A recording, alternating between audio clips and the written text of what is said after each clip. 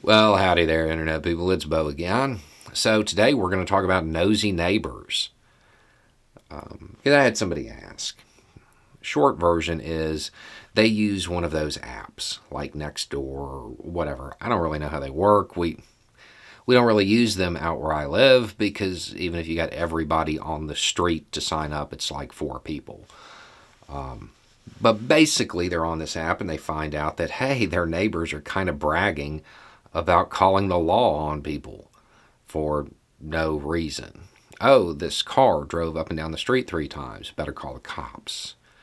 They're probably looking for an address. Oh, this car's sitting somewhere for an extended period of time. Better call the law. That person over there, even though we don't have any evidence, we think they're dealing. Call the law, right? The person doesn't like this behavior. The person understands that this can lead to really bad things. I mean, obviously, it's wrong to harass people. But aside from that, the introduction of people with guns to an otherwise stable situation is not really a good thing. So they want to curtail this behavior.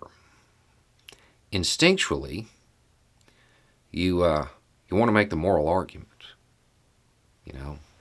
You want to say, hey, it's wrong to do this, and it can have really bad consequences.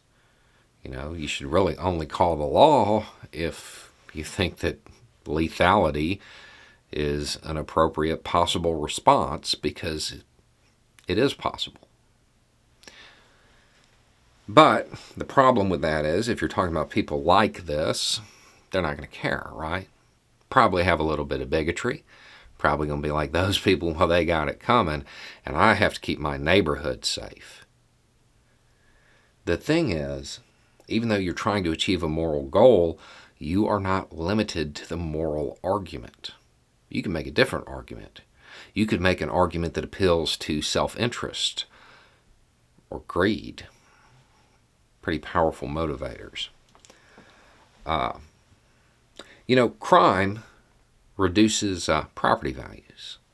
False. Crime rates do.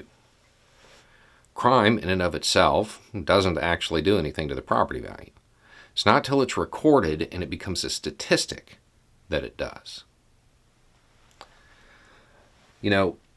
If there is a 1 standard deviation increase in crime rates, depending on the study, you will see a 3 to 10% decrease in property values. Now, in an area where something like this is happening, you're probably talking about what? $200,000 to $500,000 homes. So that's anywhere from $6,000 to $50,000 they're removing from their own pocket so they can play Magnum PI or whatever. Aside from that, that's happening to every house in the neighborhood. Because if you call the cops long enough, eventually they're going to find crime. And all of a sudden, even though there isn't any real tangible crime to be seen, well, maybe they find something in somebody's car. Maybe because people are getting harassed, they vandalize something or something like that.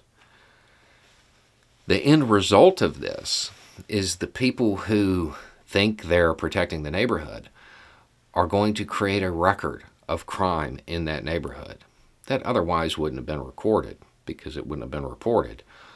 And in some areas, just the constant calls and police presence can drop property values. I would go that route. People who are that concerned with their neighborhood probably have the idea that they're protecting it.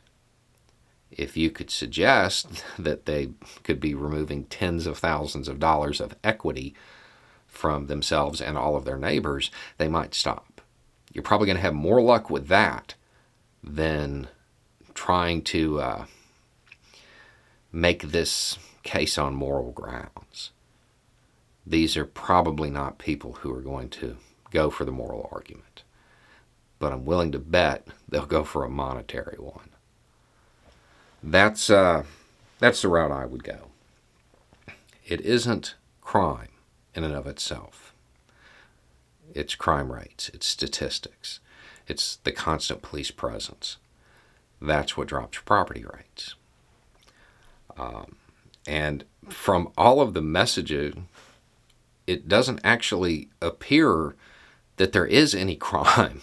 It's just that they think there is, or they're worried about it. But if they call long enough on enough different people, there's going to be crime. The cops will find something.